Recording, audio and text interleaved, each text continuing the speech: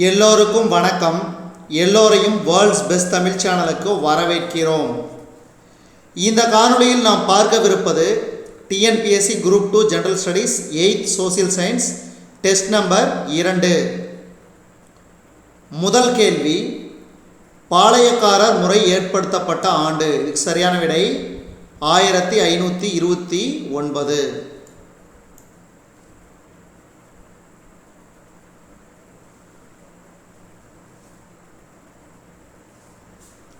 அடுத்து இரண்டாவது கேள்வி, பின்வரும் தமிழ்நாட்டு பாளையக்காரர்களுள் ஆங்கில ஆட்சியை எதிர்த்ததில் முன்னோடியானவர். பின்வரும் தமிழ்நாட்டு பாளையக்காரர்களுள் ஆங்கில ஆட்சியை எதிர்த்ததில் முன்னோடியானவர். இதுக்கு சரியான விடை பூலித்தேவன். பூலித்தேவன். அடுத்து மூன்றாவது கேள்வி, காலின் ஜாக்சன் எந்த பகுதியின் ஆட்சியாளர்? காலின் ஜாக்சன் எந்த பகுதியின் ஆட்சியாளர்? இதுக்கு சரியான விடை ராமநாதபுரம். ராமநாதபுரம். அடுத்து நான்காவது கேள்வி, வீரபாண்டிய கட்டபொம்மன் கீழ்கண்ட எந்த இடத்தில் தூக்கிலிடப்பட்டார்? வீரபாண்டிய கட்டபொம்மன் கீழ்கண்ட எந்த இடத்தில் தூக்கிலிடப்பட்டார்? சரியான விடை கயத்தாறு. கயத்தாறு. அடுத்து ஐந்தாவது கேள்வி, வேலுநாச்சியார் எப்பகுதியின் ராணி ஆவார்? வேலுநாச்சியார் எப்பகுதியின் ராணி ஆவார்? இதுக்கு சரியான விடை சிவகங்கை. சிவகங்கை. அடுத்து ஆறாவது கேள்வி, திருச்சிராப்பள்ளி பிரகடனம் யாரால் வெளியிடப்பட்டது? திருச்சிராப்பள்ளி பிரகடனம் யாரால் வெளியிடப்பட்டது? இதுக்கு சரியான விடை மருது பாண்டியர்கள். மருது பாண்டியர்கள். அடுத்து கீழ்கண்டவைகளுள் தீரன் சின்னமலையோடு தொடர்புடைய பகுதி எது? கீழ்கண்டவற்றுள் தீரன் சின்னமலையோடு தொடர்புடைய பகுதி ஓடா நிலை. ஓடா நிலை. அடுத்து ராணி லட்சுமிபாய் எப்பகுதியில் ஏற்பட்ட புரட்சியை வழிநடத்தினார்? ராணி லட்சுமிபாய் எப்பகுதியில் ஏற்பட்ட புரட்சியை வழிநடத்தினார்? இதுக்கு சரியான விடை மத்திய இந்தியா. மத்திய இந்தியா. அடுத்து ஒன்பதாவது கேள்வி பாருங்க, பின்வரும் கூற்றை ஆராய்ந்து சரியான விடையை குறிப்பிடவும். பின்வரும் கூற்றை ஆராய்ந்து சரியான விடையை குறிப்பிடவும். அப்போ முதல் கூற்று என்ன? வேலூர் புரட்சி 1801 ஏற்பட்டது. இது தவறு. ஏன்னா அது 1806 நடைபெற்றது வேலூர் புரட்சி. அடுத்தது 4ஆம் மைசூர் போருக்கு பின் திப்புவின் குடும்பத்தினர் வேலூர் கோட்டையில் சிறை வைக்கப்பட்டனர். இது சரி. அடுத்தது வேலூர் புரட்சியின் போது வில்லியம் பெண்டிங் சென்னையின் ஆளுநராக இருந்தார். இதுவும் சரி. அடுத்து ஆங்கிலேயருக்கு எதிரான வேலூர் கழகத்தின் வெற்றி இந்திய வரலாற்றில் ஒரு முக்கிய நிகழ்வு ஆகும். இது தவறு. அப்போ இதுக்கு சரியான விடை 2 மற்றும் 3. எங்க இருக்குது? Option C. Option C. 9வது கேள்வி. அடுத்து 10வது கேள்வி, தவறான இணையை கண்டுபிடிக்கவும். இதுக்கு சரியான விடை ஆப்ஷன் ஏ மருதுபாண்டியர். மருதுபாண்டியர் எட்டயபுரம் கிடையாது. ஏன்னா இது விருதுநகர். மீதி பாருங்க, 3 பேரும் கோபாலநாயக்கர் திண்டுக்கல், கேரளவர்மன் மலபார், துண்டாஜி மைசூர். அடுத்து 11வது கேள்வி, பிளாசி போர் நடைபெற்ற ஆண்டு. பிளாசி போர் நடைபெற்ற ஆண்டு. இந்த கேள்வி போன காணொளியிலையும் பார்த்தோம். இது மிக மிக முக்கியமான கேள்வி. இதுக்கு சரியான விடை 1757. பிளாசி போர் 1757. அடுத்து 12வது கேள்வி, கேப்டன் கேம்பல் என்பவரால் தோற்கடிக்கப்பட்டவர். கேப்டன் கேம்பல் என்பவரால் தோற்கடிக்கப்பட்டவர். இதுக்கு சரியான விடை பூலித்தேவர், பூலித்தேவர். அடுத்து 13வது கேள்வி, 1792 ஏற்பட்ட உடன்படிக்கை. 1792 ஏற்பட்ட உடன்படிக்கை. இதுக்கு சரியான விடை கர்நாடக உடன்படிக்கை, கர்நாடக உடன்படிக்கை. அடுத்து 14வது கேள்வி, தென்னிந்திய கிளர்ச்சியாளர்களின் சந்திப்பு கோட்டை. தென்னிந்திய கிளர்ச்சியாளர்களின் சந்திப்பு கோட்டை. இதுக்கு சரியான விடை ஆப்ஷன் பி, வேலூர், வேலூர். அடுத்து 15வது கேள்வி, 1857 புரட்சியின் போது கவர்னர் ஜெனரலாக இருந்தவர் யார்? 1857 புரட்சியின் போது கவர்னர் ஜெனரலாக இருந்தவர் யார்? இதுக்கு சரியான விடை ஆப்ஷன் சி, கானிங் பிரபு, கானிங் பிரபு. அடுத்து 16வது கேள்வி, கீழ்காணும் கூற்றை ஆராய்ந்து சரியான விடையை கண்டுபிடி. இதுக்கு சரியான விடை ஆப்ஷன் பி, 1, 2 மட்டும் சரியானது. ஆங்கிலேயர்களின் ஆட்சியை பெரும்பாலானோர் ஏற்கவில்லை.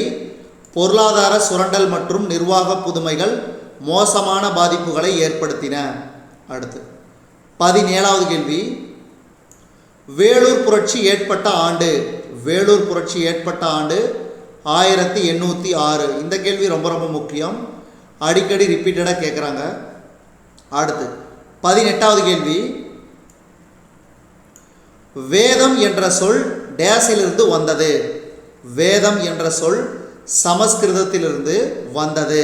அடுத்து 19வது கேள்வி, பின்வருவனவற்றுள் எது பண்டைய காலத்தில் கற்றலுக்கான முக்கிய மையமாக இருந்தது? பின்வருவனவற்றுள் எது பண்டைய காலத்தில் கற்றலுக்கான முக்கிய மையமாக இருந்தது? இதுக்கு சரியான விடை ஆப்ஷன் டி, இவை அனைத்தும் குருகுலம், விகாரங்கள், பள்ளிகள்.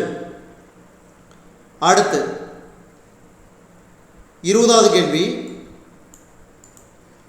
இந்தியாவின் மிக பழமையான நாலந்தா பல்கலைக்கழகம் அமைந்துள்ள இடம். இந்தியாவின் மிக பழமையான நாலந்தா பல்கலைக்கழகம் அமைந்துள்ள இடம். இதுக்கு சரியான விடை ஆப்ஷன் சி, பீகார், பீகார். அடுத்து 21வது கேள்வி, தட்சசீலத்தை யுனெஸ்கோ அமைப்பு உலக பாரம்பரிய தலமாக எப்போது அறிவித்தது? தட்சசீலத்தை யுனெஸ்கோ அமைப்பு உலக பாரம்பரிய தலமாக எப்போது அறிவித்தது? இதுக்கு சரியான விடை 1980. அடுத்து, இந்தியாவில் நவீன கல்வி முறையை தொடங்கிய முதல் ஐரோப்பிய நாடு. இந்தியாவில் நவீன கல்வி முறையை தொடங்கிய முதல் ஐரோப்பிய நாடு. இதுக்கு சரியான விடை போர்ச்சுக்கல். அடுத்து 23வது கேள்வி, இந்தியாவில் கல்வி மேம்பாட்டிற்காக ஆண்டுதோறும் மானியமாக 1 லட்சம் ரூபாய் தொகையை வழங்குவதற்கான ஏற்பாட்டினை செய்த பட்டய சட்டம் எது? இதுக்கு சரியான விடை 1813ஆம் ஆண்டு பட்டய சட்டம். அப்போ பட்டய சட்டம்னா 1813, ஞாபகம் வச்சுங்க. பின்னாடி உங்களுக்கு ஒரு கேள்வி வருது, அதுக்கு யூஸ்ஃபுல்லாக இருக்கும். அடுத்து 24வது கேள்வி, பின்வரும் குழுக்களில் எந்த குழு பல்கலைக்கழக மானிய குழுவினை அமைக்க பரிந்துரைத்தது? இதுக்கு சரியான விடை ஆப்ஷன் பி, ராதாகிருஷ்ணன் கல்விக்குழு 1948. அடுத்து 25வது கேள்வி, இந்தியாவில் புதிய கல்விக் கொள்கை எந்த ஆண்டு அறிமுகப்படுத்தப்பட்டது? இந்தியாவில் புதிய கல்விக் கொள்கை எந்த ஆண்டு அறிமுகப்படுத்தப்பட்டது? இதுக்கு சரியான விடை ஆப்ஷன் சி, 1986, 1986. அடுத்து, பள்ளிகளில் மதிய உணவு திட்டம் அறிமுகப்படுத்தப்பட்ட ஆண்டு. பள்ளிகளில் மதிய உணவு திட்டம் அறிமுகப்படுத்தப்பட்ட ஆண்டு. இதுக்கு சரியான விடை 1956. அடுத்து 27வது கேள்வி, பின்வருவனவற்றுள் சரியானவற்றை தேர்ந்தெடு. பாருங்கள், இதில் படிக்கிறேன், ஒன்றுனையும் பாருங்கள். நாலந்தா பல்கலைக்கழகம் கிபி 5ஆம் நூற்றாண்டில் தோற்றுவிக்கப்பட்டது. இரண்டாவது கூற்று, பண்டைய இந்தியாவில் மாணவர்களை தேர்ந்தெடுப்பது முதல் அவர்களின் பாடத்திட்டத்தினை வடிவமைப்பது வரை அனைத்து அம்சங்களிலும் ஆசிரியர்கள் முழுமையான சுயாட்சி கொண்டிருந்தனர். பண்டைய காலத்தில் ஆசிரியர்கள் கணக்காயர் என்று அழைக்கப்பட்டனர். சோழர்கள் காலத்தில் புகழ்பெற்ற கல்லூரியாக காந்தலூர் சாலை இருந்தது. அப்போ இதில் வந்து சரியான விடை 1, 2, 3. முதல் 3 சரியானது. 1, 2, 3 இவை 3 சரியானது. இது தவறு. அடுத்து 28வது கேள்வி, சரியான இணையை தேர்ந்தெடு. சரியான இணையை தேர்ந்தெடு. இதுக்கு சரியான இணை பார்த்தீங்கன்னா ஆப்ஷன் பி, 1835ஆம் ஆண்டு மெக்காலேவின் குறிப்பு ஆங்கில கல்வி. அடுத்து 29வது கேள்வி, காந்தியடிகளின் அடிப்படை கல்வி திட்டத்தின் அச்சாணி. காந்தியடிகளின் அடிப்படை கல்வி திட்டத்தின் அச்சாணி அகிம்சை. அகிம்சை.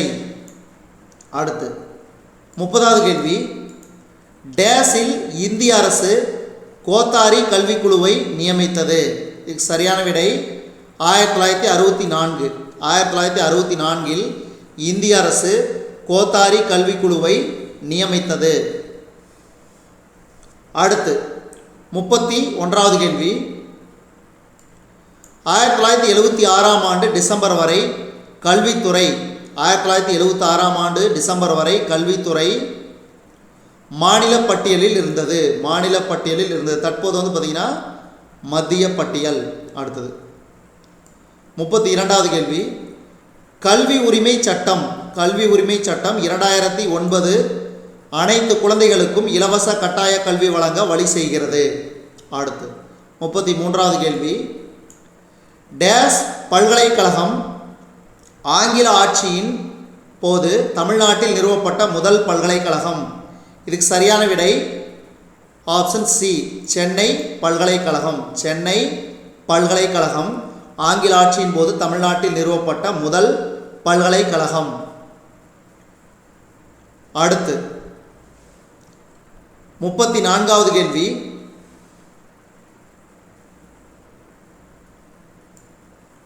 ஆயிரத்தி 1964-65 இடைநிலை கல்வி அளவில் டேஸ் அறிமுகப்படுத்தப்பட்டது. இதுக்கு சரியான விடை இலவச கல்வி. இலவச கல்வி.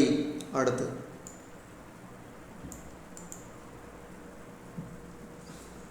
டேஸில் தொடங்கப்பட்ட கல்லூரியில் முதலில் பட்டங்கள் வழங்கப்பட்டன. இதுக்கு சரியான விடை கோவா. அடுத்து டேஸ் இந்தியாவில் பெண்கல்வி பரவலாக காணப்பட்டது. இதுக்கு சரியான விடை இடைக்கால இந்தியாவில் பெண்கல்வி பரவலாக காணப்பட்டது. அடுத்து பின்வருவனவற்றுள் சரியான கூற்றை தேர்ந்தெடு. அதாவது சரியானவற்றை தேர்ந்தெடு. இதுக்கு சரியான விடை ஆப்ஷன் ஏ. பாருங்க, 1, 2 மட்டும் சரி. ஏன்னா எது சரி அதை மட்டும் நான் வச்சுக்குவோம். கம்பெனியின் 1813ஆம் ஆண்டு புதுப்பிக்கப்பட்ட பட்டய சட்டம் இந்தியர்களின் கல்விக்கான பொறுப்பை ஏற்கும்படி கட்டாயப்படுத்தியது. கீழ்த்திசைவாதிகள் ஆங்கில சார்பு கோட்பாட்டுவாதிகளால் எதிர்க்கப்பட்டனர். அடுத்து பாருங்க, ஏற்கனவே சொன்ன இல்லைங்களா, ஞாபகம் வச்சுக்கணும். தவறான இணையை கண்டுபிடி. இதில் தவறான இணை பாருங்க, பட்டய சட்டம் 1813 என்பது இது தவறு. இது 1831 இருக்குது. இதுக்கு சரியான விட 1813. மீதி பாருங்க, இதுவும் யூஸ்ஃபுல்லாக இருக்கும். மெக்காலேவின் குறிப்பு 1835, உடற்கல்வி அறிக்கை 1854, ஜார்ஜண்ட் அறிக்கை 1944.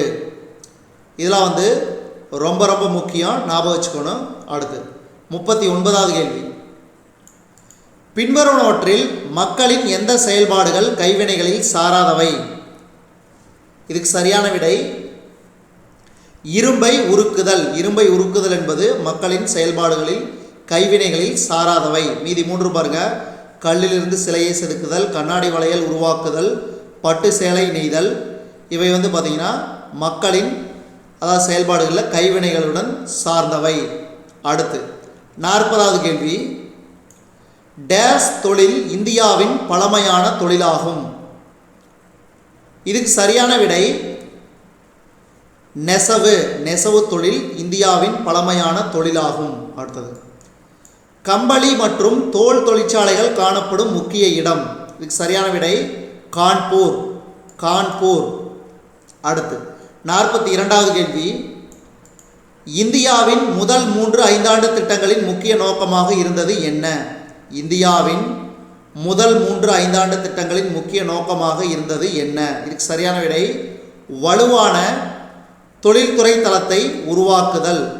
வலுவான தொழில்துறை தளத்தை உருவாக்குதல். அடுத்து 43வது கேள்வி. இந்தியாவில் தொழில் மையம் அழிதலுக்கு காரணம் அல்லாதது எது? இந்தியாவில் தொழில் மையம் அழிதலுக்கு காரணம் அல்லாதது எது? இதுக்கு சரியான விடை இந்தியாவின் தொழில்துறை கொள்கை. இந்தியாவின் தொழில்துறை கொள்கை. அடுத்து 44வது கேள்வி. டேஸ்களின் காலகட்டத்தை தொழில்துறையின் மீட்பு காலமாக கருதலாம். இதுக்கு சரியான விடை ஆப்ஷன் சி 1980. 1980. அடுத்து 45வது கேள்வி.